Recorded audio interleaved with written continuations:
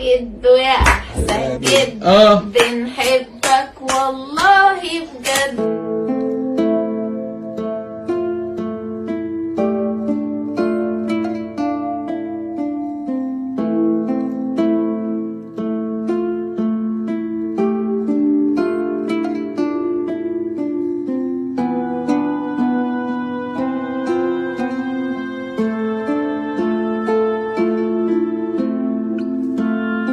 السلام عليكم، ازيكم يا جماعه؟ عاملين ايه؟ انا طالعه اطمنكم عليا وطالعه اشكركم جدا وشكرا جدا لدعمكم ليا وشكرا للناس اللي بتدعي لي والناس اللي بتدعي لي عند الكعبه. انا بجد شكرا ليكم كلكم بجد.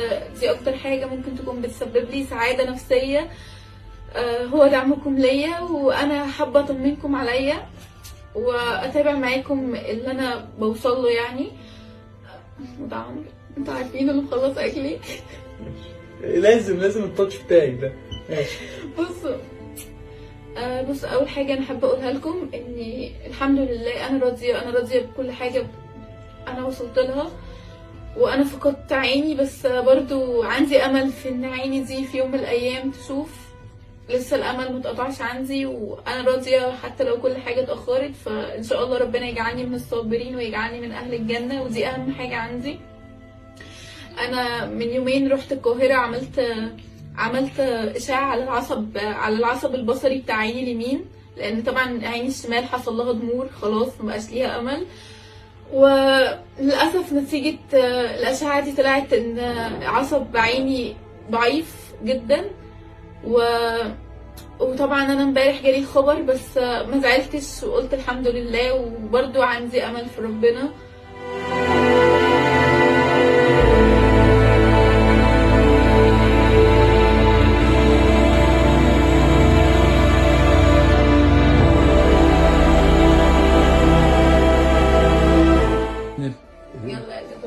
بتلوموني ليه؟ يلا وهنزل عزة كمان. لا ما تنزلي. يلا جدو. بتلوموني ليه؟ بتلوموني ليه؟ قلت ليه؟ لو شفت معايا لو شفتوا بعيني حلوين قد ايه؟ لو شفتوا بعيني لا لا بخدعك. حلوين قد ايه؟ هتشوف. اديها اغنية تانية يا جدو. يلا الشعر الحرير يلا. عجبها أوي. في موجة عبير شعر الحرير ويرجع يطير. اوعى جدو الفنان. والله يا فنان الله. ولا تقولي لي بقى احمد شيبه ولا سعد يا لهوي. جدو يا جدو يا احسن جد بنحبك والله بجد. نتمنى ربنا يعطيك عمرك. بس ده كان ورا كوبايه الشاي كان ماشي مش مغني. ايه اللي قعد ساكت؟ مش مغني معاك.